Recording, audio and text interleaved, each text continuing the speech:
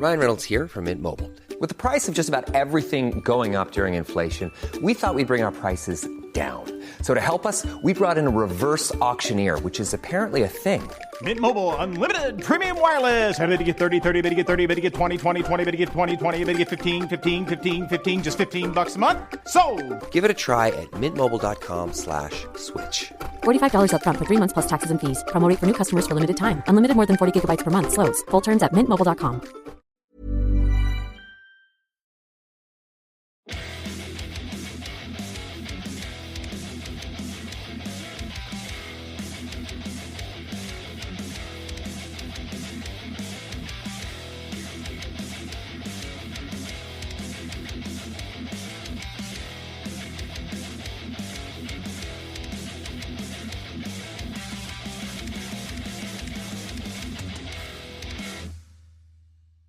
Hi guys, and welcome to this week's episode of Heavy Metal Tones with me, your podcast host, Tony Evans. This is take 3 of this episode. I've got a new Mac that I picked up because my old Mac decided to die just on about to record, and then when I got the new Mac home, the old Mac started working again. Anyway, so I had to transfer all the files and all the information over, and it's been a bit higgledy-piggledy, and I'm not a computer person, so you have to bear with me. This is going to be a slightly shorter episode this week, guys. Lots going on in Heavy Metal Tones, unfortunately. My little cat's not well and has to have surgery, so we're sort of waiting on referrals for that, and we're sort of a bit scatty when it comes to that kind of thing at the moment. And the new laptop, so it's some odd things happening over here. But this week's episode is going to be a quick look at the new Iron Maiden, the new Bruce Dickinson album, which is the Mandrake project. It had 2 singles released off of it, which was Afterglow of Ragnarok and Rain on the Graves. It's a loosely based concept album, Brucey likes to say. This is Bruce's words, okay? It's basically about so there was a 12-page comic that he made, a 12-story comic. Visual, like a traditional comic, and he sort of based each track, so I believe, loosely on each of the comic stories. It's a concept album about 2 evil geniuses, Dr. Necropolis and I believe Dr. Icarus, not Icarus, what did I say Icarus for? Lazarus.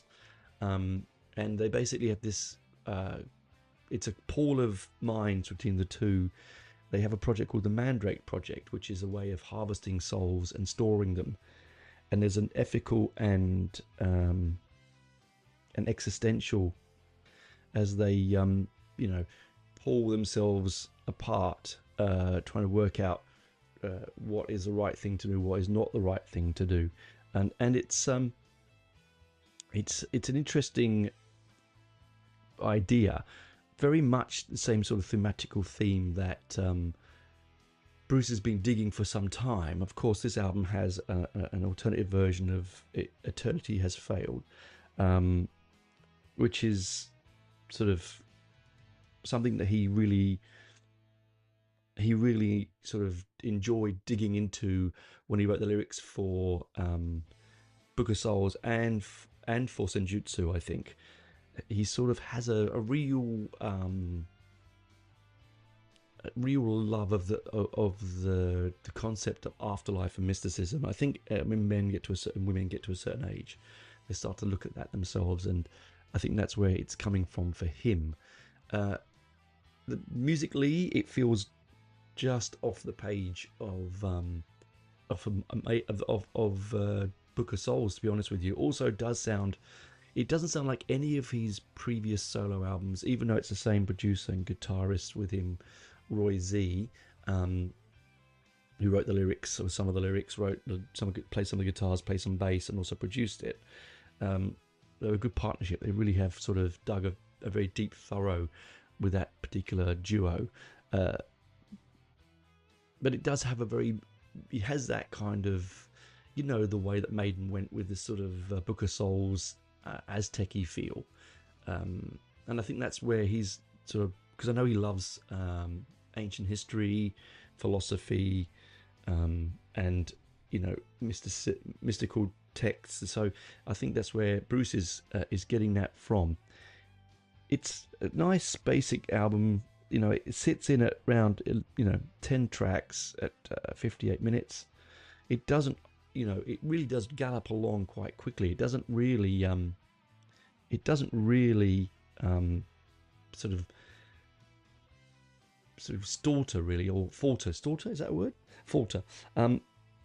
It sort of does start off, I have to say, with the single Afterglow of Ragnarok, which I thought was an interesting opening track. Again, as I said, these are all loosely connected pieces of music, very stylistically different actually as you go through it. There's some real traditional metal in it. There's some really modern, sort of almost doom-esque kind of things. There's certainly your typical sort of proggy stuff that you come to love with Brucey. His vocal stylings on this album are probably the best that he's done in quite some time, to be brutally honest. He does sometimes overreach his vocal level, like he'll get into registers like he did with the previous Maiden album, where he's trying to get that really high falsetto voice, and he sort of loses definition with his words. He'll admit to that. He does that. He gets overexcited and gets that register, and you can't quite enunciate with some of the lyrics. I do like it when he's down an octave these days, much more so than when he's sirening away at the top level. But the package itself, with the comic and the concept,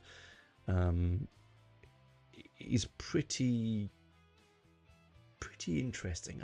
I think you'll all agree. We have the track listing here. Okay, we've got Afterglow of Ragnarok, Many Doors to Hell, Rain on the Graves, Resurrection Men, Fingers in the Wounds, Eternity Has Failed, Mistress of Mercy, Face in the Mirror, Shadow of Gods, and Sonata, open brackets, Immortal Beloved, close brackets.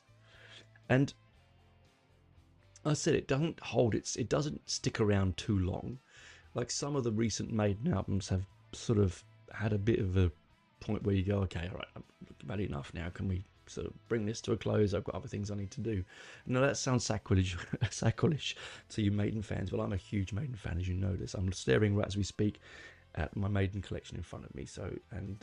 It's quite vast.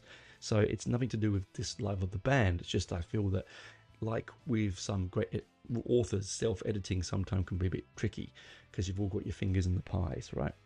But it was sort of as I said, it came to be at the sort of at the birth of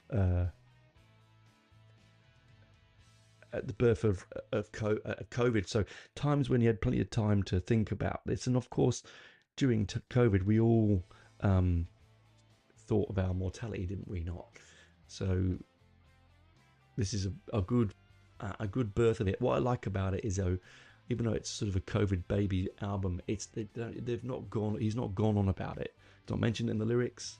He's not gone on about it. Like there's some albums that came out recently that have sort of post-COVID, particularly just afterwards, and where there were songs based around it when you just lived in it. You didn't want to hear about it, and I didn't want other people's concepts about, particularly well-off people that can sit in their mansions, counting their money and writing their music. No, I didn't want to hear that. That wasn't something that was something I want. Not that I was running away from it, but I thought, well, it's not really my thing, right? But where does it sit? Where does it sit in his pantheon of solo albums? Interesting, right? Interesting, because I've only lived with it since the 8th of March it came out. No, was it the 1st of March? I can't remember. It was one of those two. I've only lived with it for a little while, and it hasn't grown on me to the point where I've had to replay it so many times yet. Or, I mean, I'd be honest with you, my mind has been distracted with things, as I mentioned before. So it has been a bit tricky to get my head around. And my father's also not well, so my brain He's only got so much he can squeeze into this old man's noggin. And I think that this is his best vocal performance for quite some time. Even though I said, he does sometimes overreach himself, this is his best vocal performance.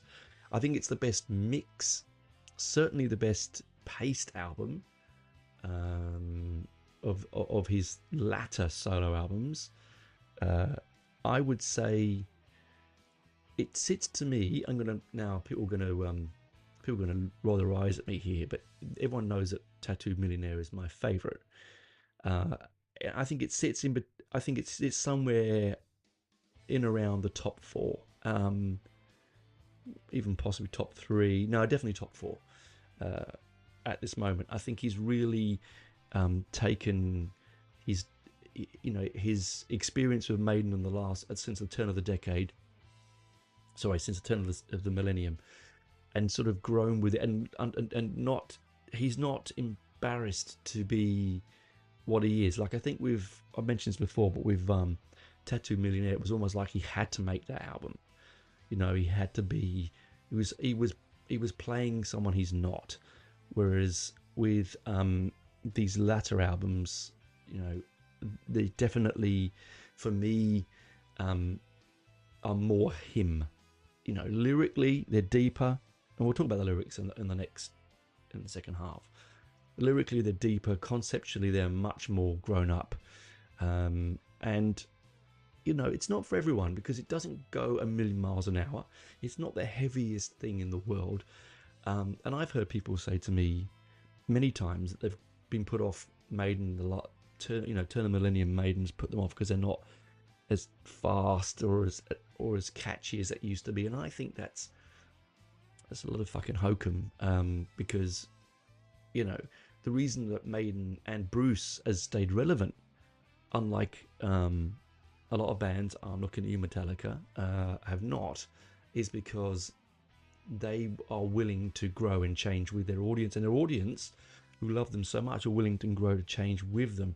I think that the fans of people like Metallica and all those ones, they're not willing for it to change. They want to be white, high top, tight jeans, leather jacket, 1983 forever, and that look. You know what? That's fine, and you've got your 4 albums, in my opinion, in Metallica that you can always go back to, and they are brilliant albums.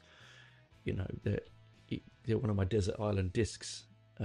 If you know what that is, if you're showing my age here, my Desert Island disc would be one of them. Would be Ride the Lightning, and that's an absolute truth. But the reason that he has stayed relevant is that he's moved, and his fan base has moved with him. He's brought new fans with him. He's brought old fans along.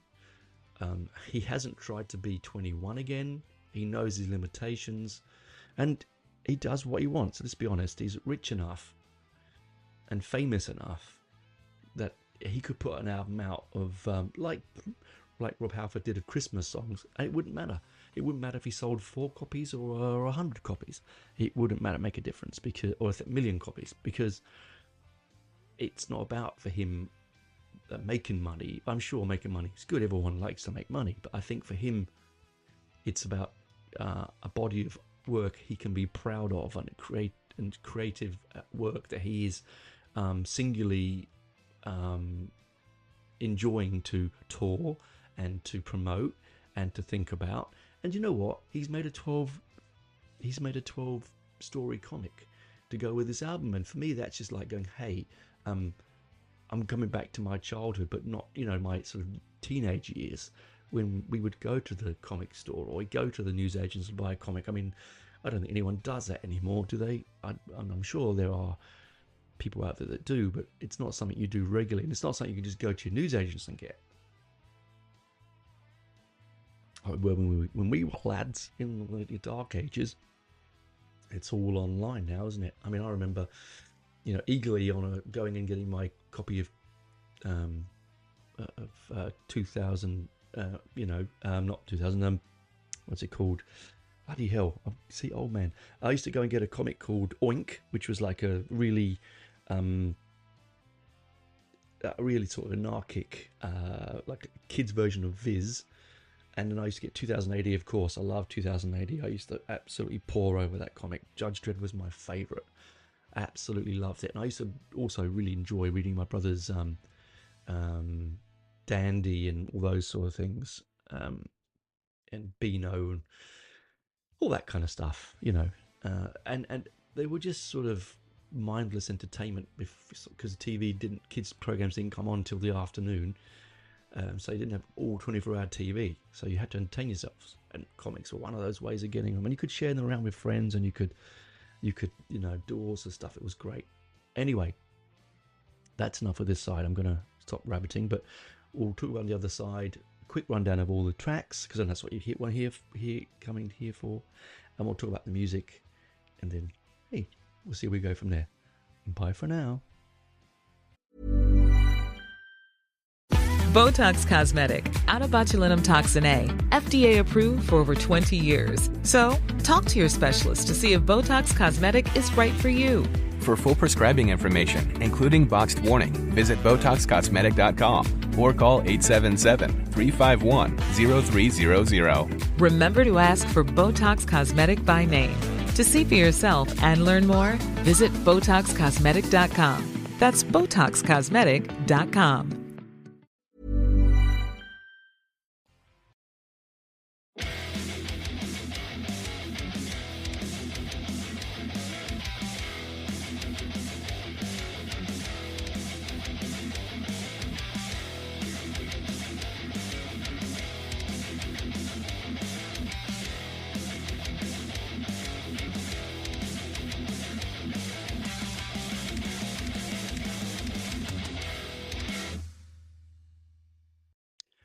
Welcome back, guys, to part 2 of the show. Now, I was using my new Mac, so I had to it's a third attempt to get it done, so I hope it's worked okay.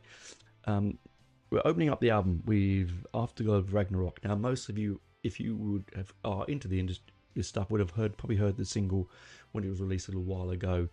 It was on all the socials, you know, the TikToks and the Instagrams and the YouTubes and the Facebooks. It was everywhere. And it's a really bold and bombastic track. It's very heavy. It opens up with some really precise, very sort of low-tuned, or high-tuned drums, really cutting through the atmosphere. There's obviously some keys going on, and you know the guitar is really sort of rhythmic and very solid, right? It's a really quite an atmospheric track.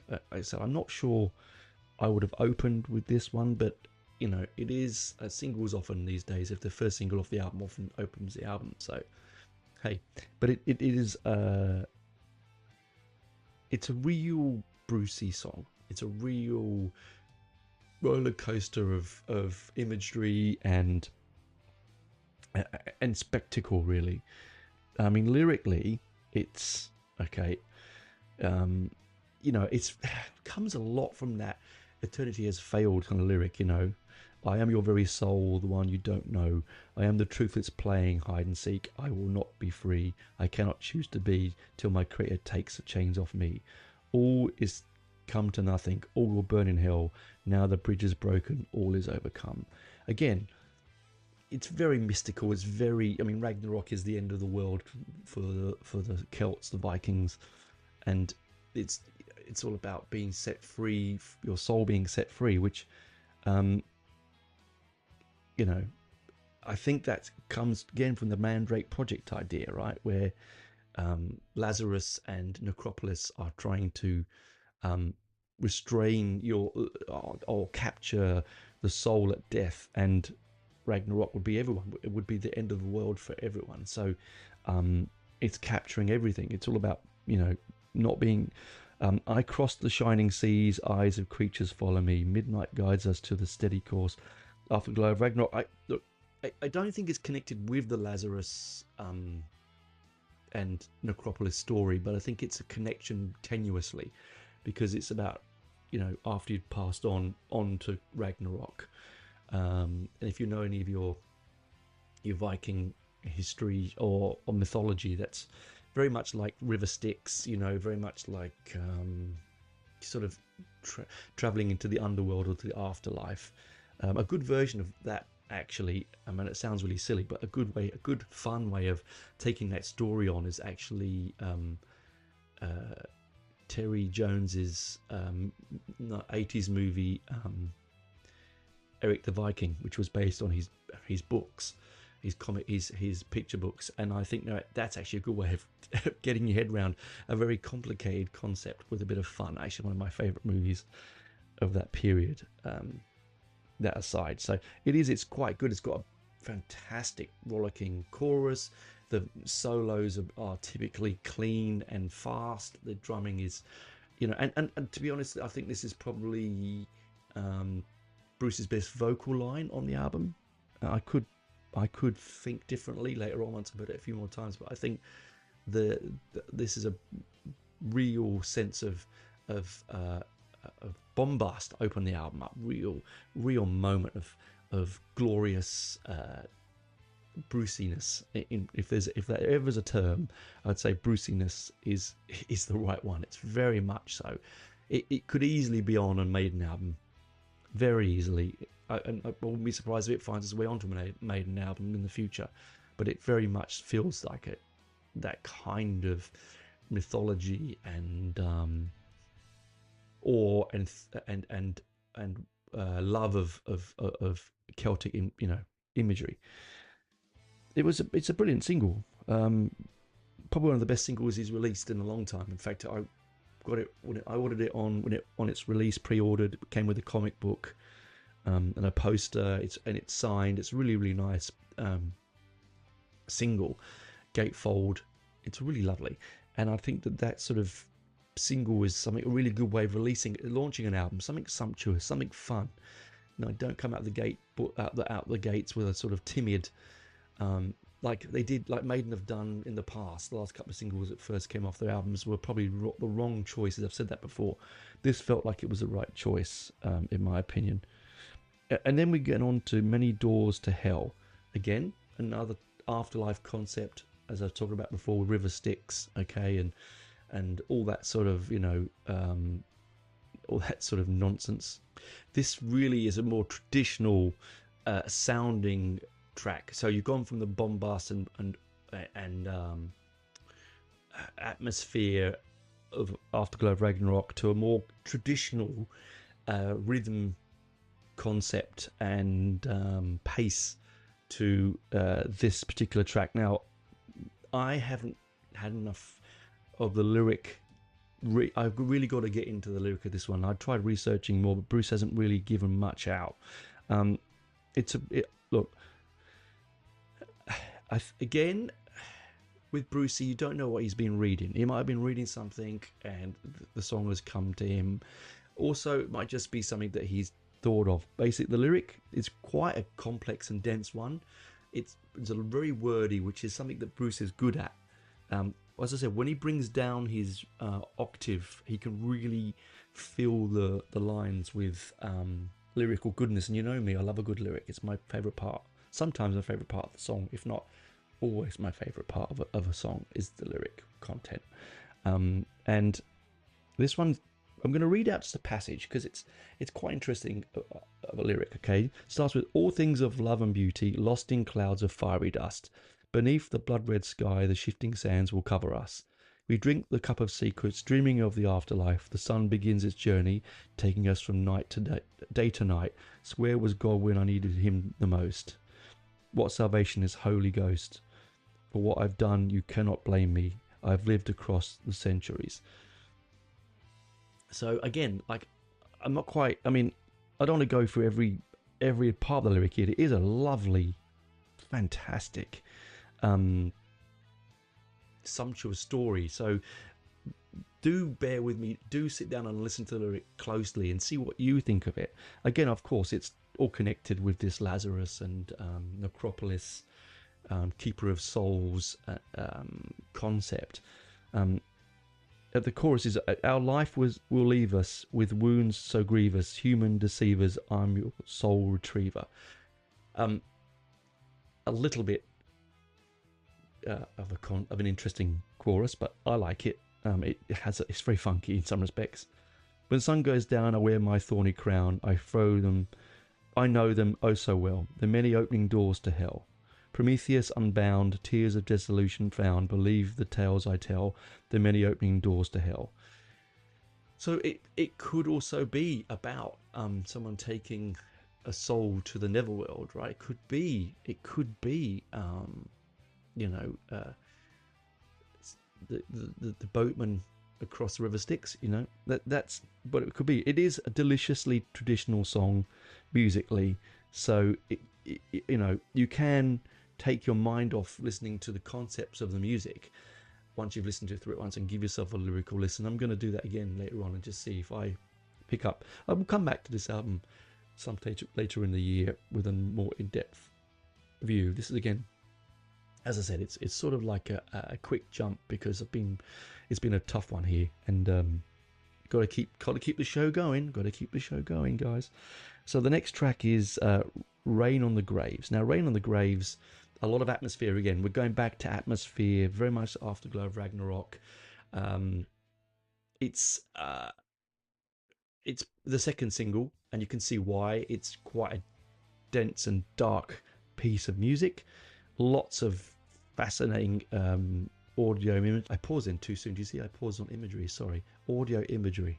This one has a real storytelling feel to it. It feels like Bruce is he's basically punctuating the music with stories, talking more than singing on this particular track, and in fact a lot on this album.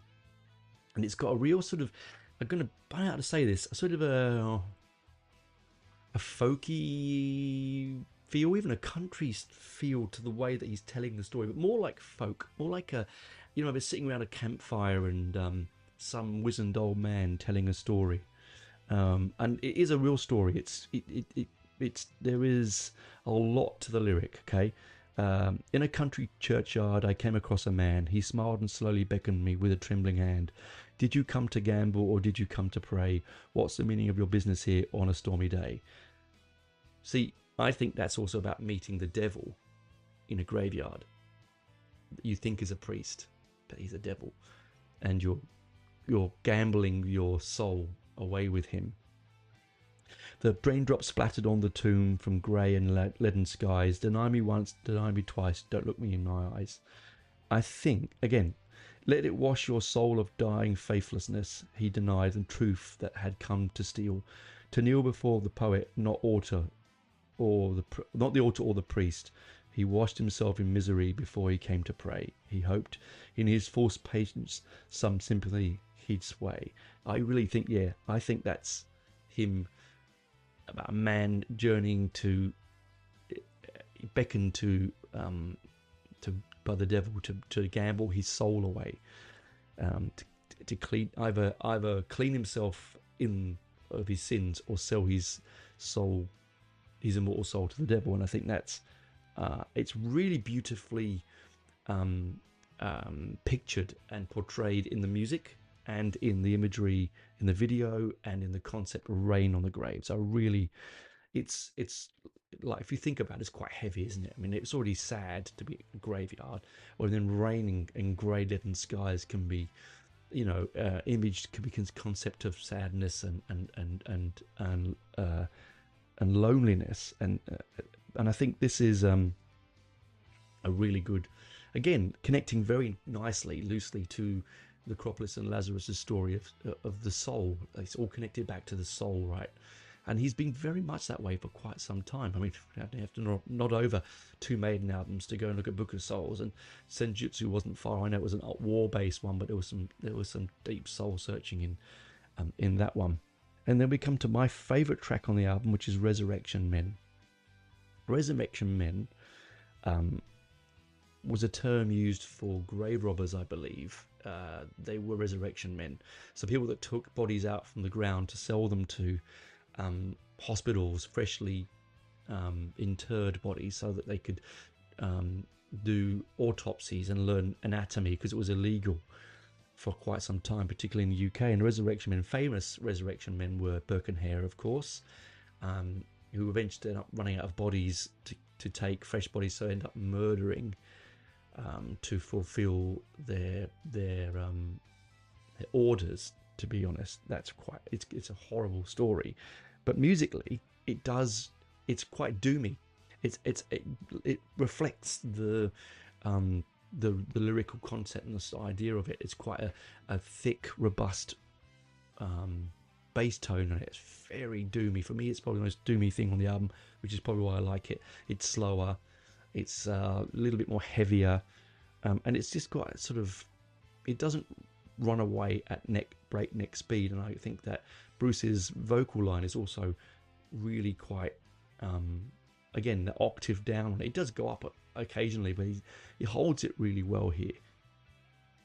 It's also got a real kind of nod to things like The Cure and the Sisters of Mercy, sort of 80s goth.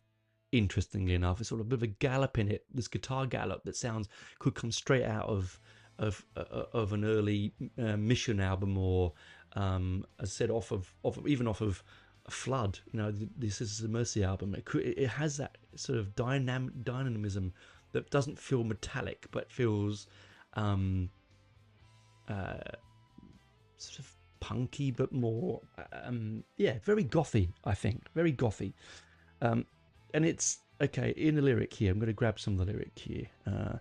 In the ascension come, we're poles apart. I'm the wizard of your heart, clear cell and slice of blue, on a different earth to be with you. We are starseed, our respirator, breathing cosmic incubator. Innocent, translucent white, we are the children of the night. We're resurrection men. At the point of death, we take you to the end. Resurrection men, eternity has failed you once again. See, now, when I read that lyric, I don't now think of Burke and Hare, but I would. Resurrection men, to me, as soon as I think of that, is to do with that concept. But also now, when you read the lyric out loud and think about it again, this is always good to learn as you go. It does direct directly to the concept of the album, which is it's a necropolis and Lazarus's project to control the soul or capture it at the point of death, so you can resurrect people again. And so that's probably why I really love this particular track, because as I said, it could be about Burke and Hare or things like that, but it could also be about directly concepted to the album. See, so it's good to learn as you read, I suppose. Yeah, I think that's basically what it is. I think when I think about it, Resurrection are those people like Burke and Hare, but they're also, it's directly aimed at these two characters in the story, and it's a gripping song. I go back to all the time as I've listened to this album about 5 or 6 times, and when I've gone back to it, I tend to wait for Resurrection Men to come on, because I really like the tonality of the song and the time changes and the rhythmic nuances, and also the lyrical content.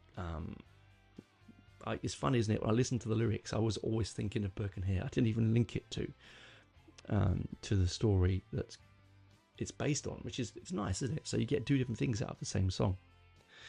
And then we come on to Fingers in the Wound, a much more dramatic, traditional song. This one, Bruce's vocal is quite high. It's quite old Brucey, this particular track, and I really do love the pace of this particular song. It's very easy listening Bruce vocally, but the lyric is probably one of the best on the albums, actually. Just this passage here: I just take a hero, you stand in the shadows, you walk in the shoes with feet made of clay. So who is the sinner and who is the prophet? The rules of the game that you're going to play. So put your fingers in the wounds and pray that he's God. A roll of the dice for a piece of his cloth. It just takes a hero for a nickel or a dime. Take a pearl from an oyster and feed it to a swine. I love that kind of thing. Like, for, feeding oysters to pearls to swine, and I love it. I also really love the concept of take the piece of cloth. So is that a bit of cloth of Christ? Put your fingers in the wounds. Is it about the resurrection of Christ? Is it about the people hanging around Christ on the cross, because they remember, they heal his wounds while he's on the cross with a wad of cloth and pain relief, like a hallucinogen. It's just, yeah. I mean, I think that's what it is. I think that's, again, another resurrection story, isn't it? Again, it's to do with the concept, but if it's Christ, then a very nicely linked story of the soul leaving the body, because did his soul leave the body? Did it stay there if he did exist, and if it was true or is true? What point did it leave, and what point did it come back? And I love the idea of that fingers in the wound and pray that it's God. Like, I think it's just, and again, it's quite a beautiful lyric, actually, for quite a dark subject. I really love this song. The second part of this album really does come into its own, because after this you get Eternity Has Failed. Now, I'm not going to go over the lyric. People have listened to this song on the Maiden album, Book of Souls. It is where Dr. Necropolis is mentioned, and at the end he does that little talk over about the soul, capturing the soul and all that sort of stuff. Let me just get that. I will get that bit. Hang on. Yeah, it definitely. Hang on. Excuse me. Sorry. Yeah. I am Dr. Necropolis. I am formed of the dead. Building bridges to eternity and all that sort of stuff. This is actually like he did with Bring Your Daughter to the Slaughter from his solo album, went on to the Maiden album. It's sort of reversed. It's from his Maiden album to the solo album, and I think it's a interesting version of it, because on the album it's quite a dramatic piece of music, whereas I think on the solo album it's slightly thinner in its sound. It's got a more again, a bit more gothy in its guitar intro. Obviously you don't have the two guitar gods that produce on it. You don't have Murray and and Adrian. You don't have those two on there, so it doesn't have the kind of thickness. You also don't have Steve Harris on bass, so it doesn't have a Nico on drums. You just don't have that combination. But I think that he's tweaked it enough for it to be for Maiden fans to enjoy it as a different version. I must admit, when I was walking down the street with it on, I didn't actually know this was going to be on the album, and I wasn't looking. I wanted to not look at the track list. I just wanted to put it on and listen and walk. And I actually had to pull my phone out and see if I'd accidentally pocket moved it to a Maiden album, because I thought, what's going on here? But I can see why he's pulled it onto this album, because it does go with that story so dramatically well. It's really perfect for this album. I wonder if he would have liked to have released it as a single but couldn't because of the Maiden connection. I don't know. I think it sits really, really well on this particular album. Again, I'm not going to go over the lyric because I've talked about that before when I reviewed the Book of Souls album. I think I reviewed it too many albums ago. I think I did. Either way, most people will have heard Bruce's Maiden career if you listen to this podcast. If you haven't, I'm not going to tell you about it. Go and jump and listen to the original one off Book of Souls, and then go and listen to this one and see what you think. And then we get Mistress of Mercy. Mistress of Mercy is very has a sort of poppy feel to it, right? It takes you right back to almost the sound he was getting on sort of definitely on Chemical Wedding, there's a sound there. It's sort of, he's very high registered in his vocal, so he's up the octave. It's pumping along. It's very poppy. It's very radio friendly, I think, this particular track. It certainly sits contrasting quite dramatically to Eternity Has Failed. It's sort of, I think the lightest track on the album, and I mean that when I say light, I don't mean like pop light, like Britney Spears or Taylor Swift light. I'm talking about sort of mid-maiden almost light, in that respect, that it's not grindingly heavy. It's got a real fast paced gallop to it. Again, I'll give you the lyric, okay? Some of it. Give me my freedom, release me from my pain. Mistress of mercy, come thrill me again. Time to return to the womb whence I came. No more tomorrows, no judgment or blame. I can be what I never was. Skeletons of fury, because my mind was lost. So what that says to me is Mistress of mercy. So it sounds like reincarnation, right?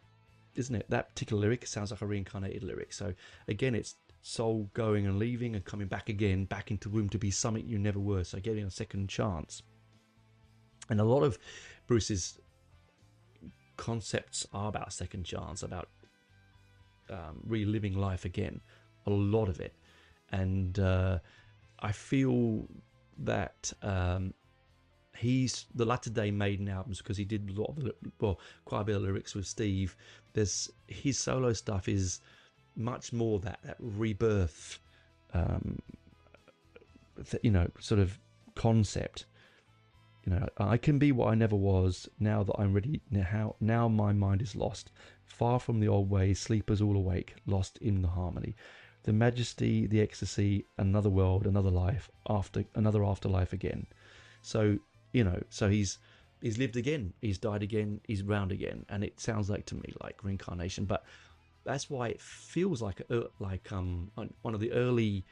God, this is really esoteric, but it sounds like musically like early Bruce solo or mid Bruce solo. Sorry, so it connects with the concept of the album, and musically it sounds like a rebirth, which I think is pretty smart. And then we're going to come on to Face in the Mirror. Oh, you hear that? I press play. We've done me get some contact match there. What I do, ladies and gentlemen, is, so I don't write the lyrics out, I go onto Spotify and I basically go to the track and I turn the volume down and I go to the lyric line and I just go from there. Sometimes I forget to turn the volume down. But yes, so Face in the Mirror, I think probably the weakest track on the album. Look, it's a tough thing to say when I say the weakest. It's my least favourite, okay? So there's a lot of... it sounds like... it's very much folky Bruce. So it's got, light guitar line, a spoken vocal. It's a softer track. So to some extent, it's like the what's the word? Like the melody. It's just a lighter melody, right? That doesn't mean it's a bad song. It's a fantastic track. All the tracks, I think it's all killer, no filler. It's just my least favourite on the album. But I love the concept of the lyric. It's about a man looking in the mirror and reflecting on his life. He talks about I drink to ease the pain, to dull the maddening roar, oblivion again. In a house that has no door, a face in the mirror. It's a waiting game. Look at your face in the mirror. Does it look the same? So it's basically looking at his soul, staring into his soul, and what stares back at him. Like it's a crying shame. Look at your face. Look at your face. It's a beautiful song. It is a beautiful song. It's definitely a softer track, and that's not a bad thing, because I like contrast, light and dark, and it does have that sort of nice softness to it. It still has some interesting musical pieces. It's still a bit fast here and there, but it's just a bit softer. You can hear Bruce's prog influences massively in this particular track, and I do love the fact that he's being introspective and retrospect. Like he's looking at the mirror and it's looking back at him, his soul. Because in a lot of cultures, the mirror reflects your soul way. Some cultures can't have mirrors; they have to be covered. And I think that's a beautiful reflection back to the concept of the album. Nice way of sort of coming towards the end of the album. And then Shadow of the Gods. See, I'm doing it again. Shadow of the Gods. What do we say about Shadow of the Gods? Let's think about this. This is classic Bruce. It's classic Maiden, in fact. It starts off piano, slow. It builds. It's almost a song in 3 sections. It builds to a really rollicking, heavy, fast crescendo. What a track. It really is something special. You know, you come off of the previous one, Face the Mirror, you think, oh, okay, I'm coming into another slow track. But what it doesn't do is it doesn't stay there, it moves. It really changes in quite a way. Lyrically, though, it's lyrically for me, okay, here. And so we lay under the moon, the stars have crossed our path tonight. So journey on our wandering souls. Let our tears fall on our own against the sun. There are shapes in the fire around the stars, our blue and grey halos. Forever in the light, a pathway silvered and untold. A frozen river, a river of souls. So again, it's Shadow of the Gods. For me, it's about the reflects the Ragnarok concept at the beginning of the album. A journey of his soul in the afterlife that Lazarus and Necropolis are trying to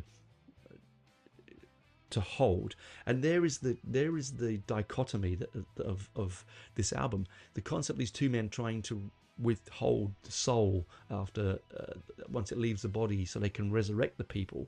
The dichotomy is those souls have got journeys to take, to go on to other things, whatever religion, whatever concept you choose to live your life by. These souls have got things to do. They're beyond our mortal being. That's where they've got to go. So by trapping them and reinstating them, they're not letting them grow or change. Very Buddhist kind of concepts. But I think this is what you get with this album, and I think that's what makes it such a deliciously interesting album. But this is one of the musically most interesting tracks in the album because it does have such a change. It's almost operatic in its build. Okay, and then we get to the end track, Sonata Immortal Beloved. All right, Sonata Immortal Beloved. What can we say about this? He ends on an absolute whopper of a track here. It's again in that sort of progressive, ethereal feel that the whole album has taken from this concept, a so loosely based concept. He's taken and gone on such an amazing lyrical journey. This one again has this sort of windswept, almost like Afterglow of Ragnarok and Face in the Mirror. It's very windswept. It's very reflective. It's very soul affirming. Weirdly, this album. It's very, very positive because it's saying that, you know, beyond this mortal flesh, on we go. Journey travels on. Now that's not everyone's idea. I mean, there's a lot of people out there listening to this will go, what are you talking about, Tony? And I don't necessarily believe in everything that these concepts are coming through, but I think it's a real, we as a human species have always thought what's beyond what goes next, and I think this is a lovely way of portraying that in our medium, in our heavy metal medium. And it's not just always about chicks and tight pants and leather coats and, you know, speed, is it? It can also be artistic and creative. And this has a beautiful lyric right at the end, something that really captures me. I'll read you the lyric, right? Okay. At the beginning it says, here in the dark forest where nothing will live, I see the frozen eyes, maybe something can be heard, frozen raindrops hanging on the trees. Here in the dark forest where angels live and angels sleep, herein my heart is raging again and again. Save me now. So basically he's saying that he's not how do I say it? He's in a dark place, right? In a real dark place, and he wants to get into the light. Okay, the king returned, and all was silent. The body of his frozen queen tragic. The acolytes around her express the horror. Make me whole again. Bring back my queen. Make me whole again, and free the ice queen now. Come back to me and come back to me.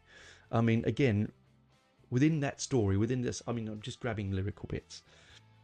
He kissed her on the lips. Her tears melted stiff underlying flesh. Her lips touched her last frozen breath. A strange light illuminated her eyes. The shadow of the valley of death approached, and the king cried, "For I am damned. What have I done?"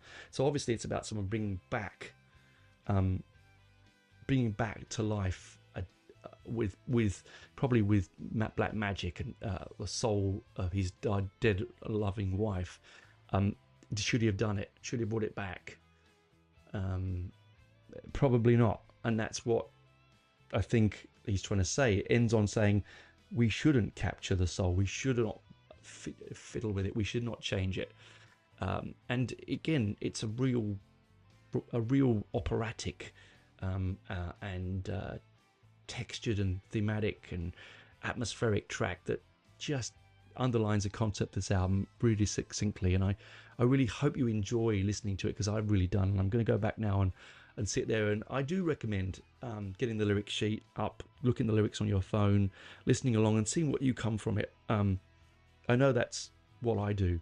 Anyway, thanks for listening. Sorry for the ups and downs, and maybe there's sometimes I've been a bit my mind has gone elsewhere. It's because of what's going on, but anyway, I'll keep you up to date about all that. So I'm looking forward to doing the next week's episode. The next week's episode is going to be the new Priest album, which I'm really excited to talk about, because it's an absolute 10%, 100% banger of an album. Anyway, enough for me at the moment. That's for me this week. I'll see you next week. Remember, go and like and subscribe and say and give me some reviews. I'd love to know what you think. I'm getting some absolutely fantastic feedback on YouTube, on my YouTube channel. It's a really nice place. People are really sort of chatting away, particularly of the older episodes. People are really getting into them and leaving me some fantastic. Some people have read some whole like passages of information, which has been really eye-opening.